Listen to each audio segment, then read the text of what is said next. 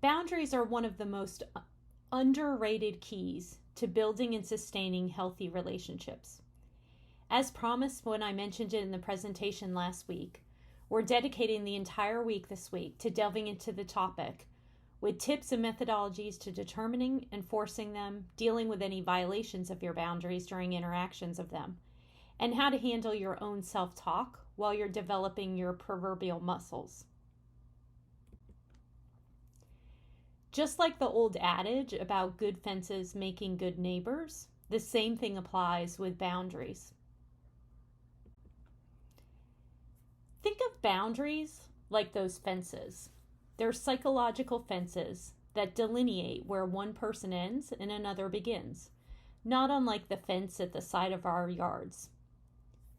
Think of them like the limits and the rules that the person creates to identify reasonable and safe ways for others to behave towards them, and how you'll respond if someone proverbially jumps your fence when they pass those boundary limits. Boundaries can exist in various aspects of life, including physical, emotional, mental, verbal, and even spiritually. Understanding boundaries helps in maintaining healthy relationships. It fosters self-respect and trust. Lack of boundaries can lead to toxicity, feelings of resentment or frustration or exploitation. Basically, it creates a dynamic of toxicity in interpersonal interactions, and because of that, relationships on the whole.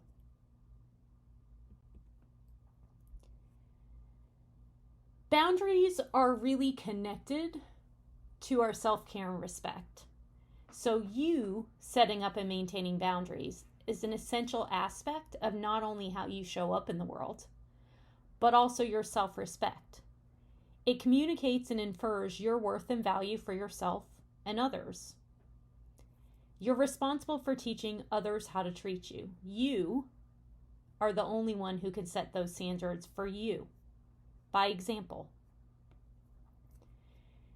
Boundaries are something that enable you to reflect on, determine, and prioritize your own needs, your own desires, and well-being on your terms without feeling guilty or selfish. And then you need to operationalize it. Without action, thoughts mean nothing. So make sure you're honoring your own boundaries by allocating time, energy, resources to activities that nurture your body, mind, and spirit. And not only activities, but interactions. You know, it's where the rubber meets the road, if you think about it that way. Respecting your own personal boundaries is integral to practicing self-compassion and fostering a positive relationship with yourself. And that means not ever lowering your standards. They're your bottom line. They're your fences. They should be 100% consistent and transparent. Any relaxing of your standards not only dilutes your message to others, but it confuses them and doesn't give them the opportunity to honor them in a transparent way. It actually breeds distrust and another cycle of toxicity. I do want to note that there's a distinction between your needs changing over time and life being dynamic and relaxing your standards. There's subtle nuances, but it's important to note that your boundaries, needs, and standards for boundaries may change over time as life ebbs and flows. But you should never relax those standards. Just make sure you're not confusing people along the way.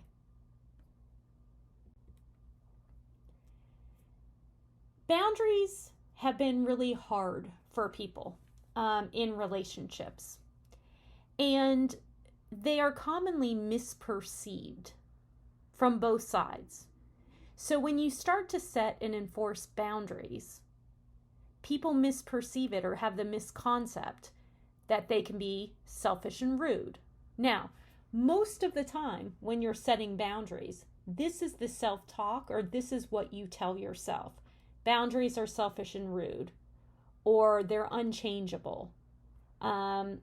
Boundaries create distance and conflict, or it indicates that I'm not open. In every single one of these cases, It's actually the opposite. It's not selfish. It's actually selfless to help people understand what your boundaries are. It's fixed and unchangeable. No, you're communicating exactly what you need as a boundary. That way your needs don't change and people can't follow what you need or honor what you need. It actually breeds trust because you're being authentic, you're communicating your needs, you're being open about what you need in a relationship. So it's the complete opposite of the most common misconceptions of boundaries. I'm a big fan of visuals. And so as you're conceptualizing this for yourself, and I know we talked about the fences before, but I want to make the distinction between walls and boundaries. Some people confuse boundaries with walls. Walls do shut others out completely. With boundaries, you're allowing for selective access and interaction based on respect and consent and transparency. That's very different. So when you struggle with boundaries, really think about the fences and think about the walls. Think about where the delineation is. All right, so now that we've talked about the basics of boundaries, now let's talk about how you can effectively establish them for yourself. Again, this isn't all-encompassing, so as you reflect on this list, as you're looking at your boundary setting, feel free to add other things to it. You want to do what resonates with you. But some steps in assessing your current boundary setting, and by the way, I wouldn't rush through this exercise just like last week. I would use this as your proverbial homework to really think about your current boundary setting. So the first thing is reflect. Really think about your past experiences where you felt uncomfortable or resentful or violated in a relationship interaction. Think about, why did you resent it? Why did you feel uncomfortable? What was the context? And once you do that, figure out what boundaries were crossed and how did it impact you? Body, mind, why? Why was it that you felt uncomfortable? And note that. And then take a look at the analyzation of what principles and values are important in your life and relationships. Because that's what makes us tick, right? Like, what do we value? What are our principles? What do people need to honor to be honoring us as an authentic person? Really think about that. Because if you don't know your values and principles, and candidly your boundaries, no one else can either. You've left them guessing. Then I want you to think about intent. And what I mean by that is, think about, what are your absolute non-negotiables? Think about your emotional and physical needs. What are your non-negotiable requirements for feeling respected, feeling safe, feeling fulfilled, feeling loved?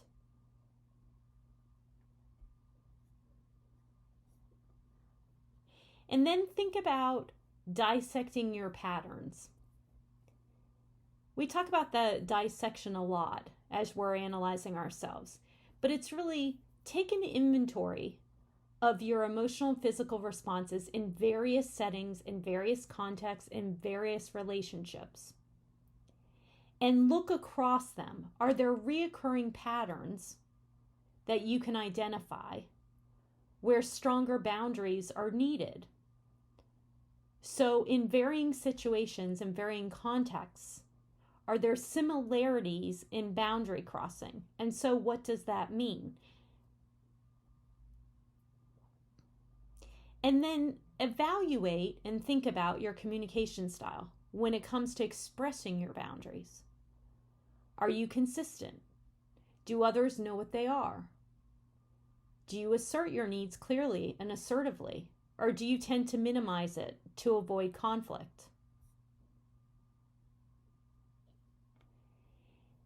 And then think about the feedback you receive from others regarding your boundaries. Are there reoccurring themes or concerns that warrant adjustment? Now, to be super clear, others shouldn't be determining your boundaries or giving their opinion on your boundaries. But I want you to more think about the themes of the feedback. Are themes how others are perceiving your communications? Are adjustment needed? And then what I'd like for you to do is really visualize your ideal boundaries in different areas of your life. Work, family, friendships. I want you to really feel how it feels living it.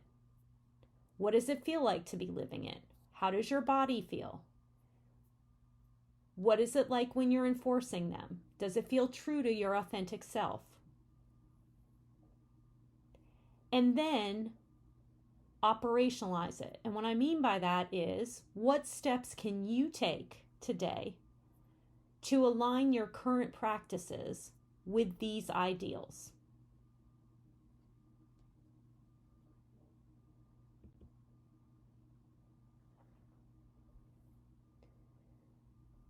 With boundaries, sometimes they're not enforced or honored by ourselves because we have fears and concerns about setting those boundaries. So what I want you to do is take a look at your fears or challenges that you're thinking you might face when setting those boundaries. So fear, rejection, guilt. Really explore what it feels like. Work through it. Don't avoid it. Think about what's the worst that can happen if those fears come through. Now, think about what the worst case scenario is if you don't enforce your boundaries. And then I want you to craft some strategies for yourself around managing that anxiety that comes up when you're asserting boundaries, because it will, right? I want you to think about what works for you. Is it deep breathing? Is it walks? Is it seeking support from others? What does that look like?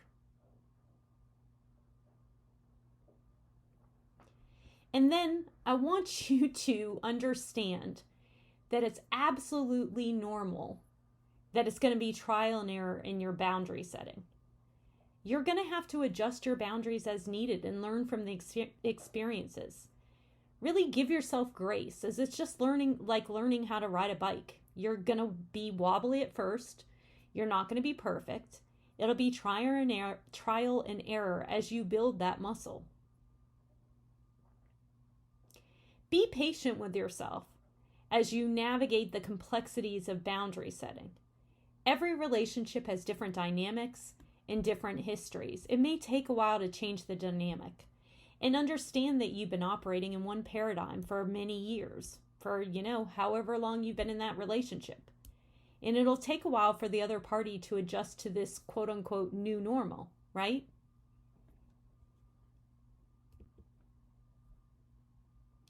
So now let's go back to something we always talk about. Change never happens until you actually operationalize the concepts. So let's talk about how to start operationalizing your boundaries now that you've established them. So here's some tips for effective boundary communications. You want to be clear and assertive in your communication of the boundaries. So within that, use I statements. I need XYZ. You want to use those to express your feelings, your needs, and your boundaries directly and assertively without blaming or accusing others. Keep the focus on I. You also want to be specific and concrete in your communications. You want to clearly state what behavior is acceptable or unacceptable and the consequences of crossing those boundaries. If you're not specific and concrete in your communications, you can't expect people to interpret your boundaries correctly. You want to be proactive rather than reactive.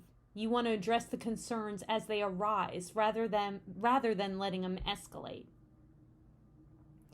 You also want to practice active listening to ensure mutual understanding and validation of others' perspectives while still maintaining your boundaries. That doesn't mean relaxing your boundaries. Just actively listen with empathy as you're setting a new normal, and it'll take some adjustment from others, like we just talked about. And then make sure you're practicing before you engage in this new boundary setting. You know, it takes a little bit of time to get comfortable with it. I want you to recognize that setting boundaries is not about being rigid or insensitive, but it's really about promoting mutual respect and understanding. Cultivate empathy by thinking about others' perspectives and feelings, while make sure you're maintaining that firm stance on your boundaries.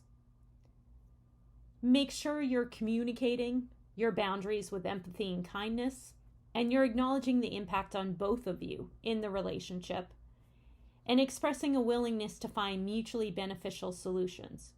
Think about this. You're negotiating a win-win. You're partnering for mutual respect and reciprocity. And within that, understand that respecting others' boundaries is as important as asserting your own. That way you're fostering that culture of reciprocity and trust in relationships.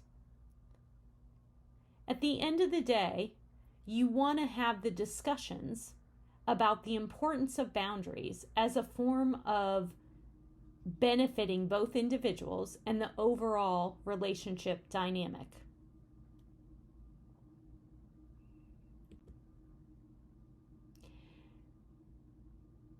You want to get comfortable with this, right? And so there's all sorts of different contexts for boundary setting: family, work, friendships. And so you may want to role play some tailored scenarios in different situations and different contexts for yourself, so you can get comfortable with it if it's something that you haven't been overly comfortable with before. You know, think about scenarios where you need to assert boundaries with family members who may not respect your personal space or decisions. You can practice setting boundaries with colleagues or supervisors at work regarding workload or deadlines or privacy. Think about situations where you need to communicate boundaries with friends, such as respecting your time or not sharing your personal information without consent. Just giving you examples. Think about boundary setting in romantic relationships and create scenarios to practice those. Those could be intimacy, communication boundaries, individual autonomy. At the end of the day, the key is to really tailoring those scenarios to specific challenges or contexts that you anticipate encountering in your personal or professional life.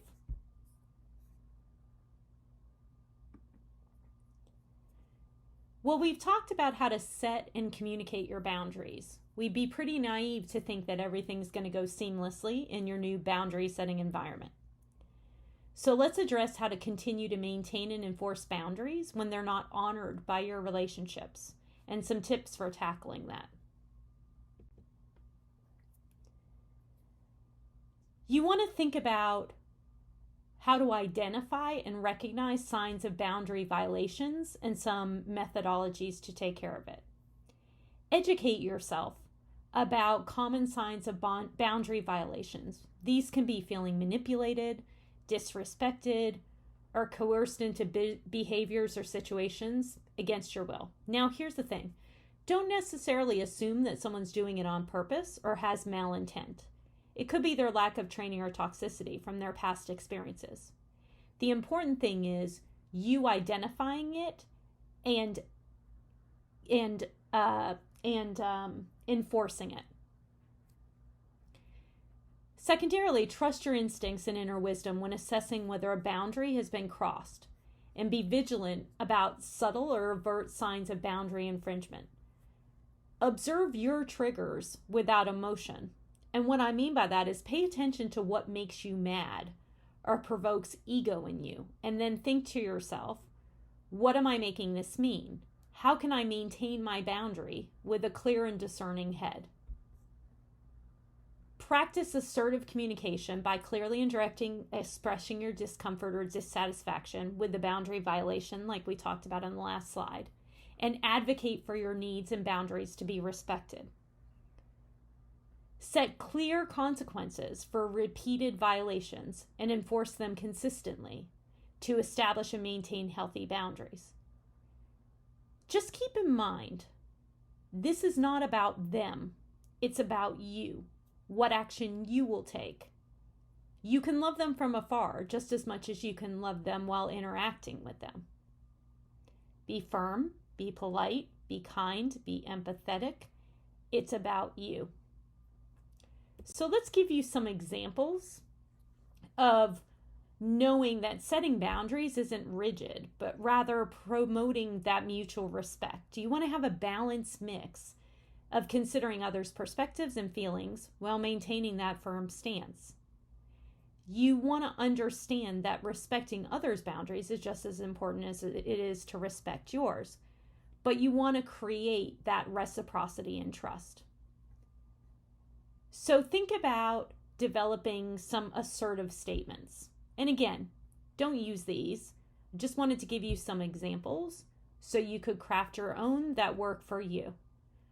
Thanks for your input, but I've made my decision to prioritize my well-being while not taking on extra work this weekend. I appreciate your understanding. And a couple examples for when someone violates your boundaries, communicating the consequences of that. For example, I understand that you're upset, but I've made it clear that I need personal space after a long day. I won't be able to engage in this conversation until we can discuss it calmly and respectfully. Or another example, I've asked multiple times not to be interrupted during my meetings unless it's urgent. If it continues, I'll have to speak with HR to find a solution that respects everyone's time and boundaries. You're communicating clearly, respectfully, but you're also saying, honor my boundary, here's the line. Let's talk about some examples utilizing assertive communication techniques. I hear your concerns, and I want to assure you that I value our relationship. However, I need to reiterate that I'm not comfortable lending money at this time. Let's find another way to support each other. In another example, I appreciate your concern, but I've decided not to share details about my personal life at work. Let's focus on the task at hand and keep our discussions professional. Here's a phrase, or here's a statement. If you're looking at getting support to, an example of what you can use to seek support when facing some challenging situations, and asking people for help.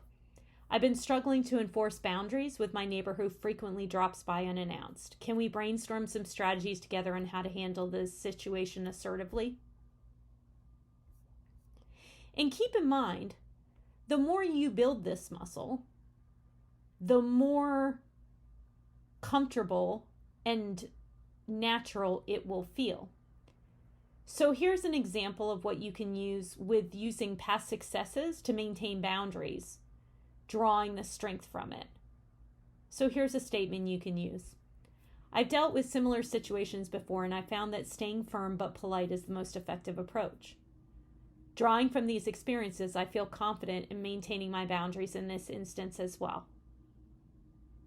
Again, craft some examples for yourself as you're role-playing, as we talked about in an earlier slide, but these are going to be individualized based on your needs and your relationships and your interactions.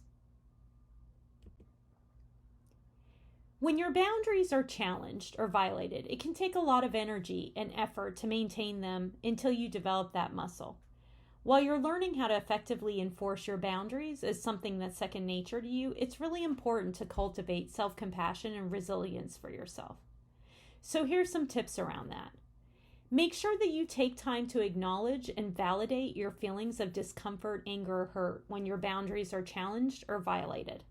Let yourself feel those things and be compassionate to yourself. Don't just brush them off or even feel guilty for it. You are important, and so are your boundaries. Remind yourself that boundary violations are not a reflection of your worth or value as a person. It's merely the failure of others to respect your autonomy and needs, whether they mean to or not. Figure out some self-care practices that make you feel great. Nurture your physical, emotional, and mental well-being in the aftermath of boundary violations. Do mindfulness, meditate, journal, spend time in nature, dance, sing, do something creative, whatever works for you. Do something that makes you feel great, that nurtures your soul. This stuff is work. Make sure you balance it out with feel-good play. Know that you're not going to be flawless in enforcing your boundaries as you start to enforce them. Know that every boundary challenge provides valuable insights on how to be better, faster, stronger the next time you set boundaries. So reframe any of those setbacks as lessons for growth and learning. And as always, if you need some assistance, seek support from an expert at your own discernment. Don't hesitate to ask for help.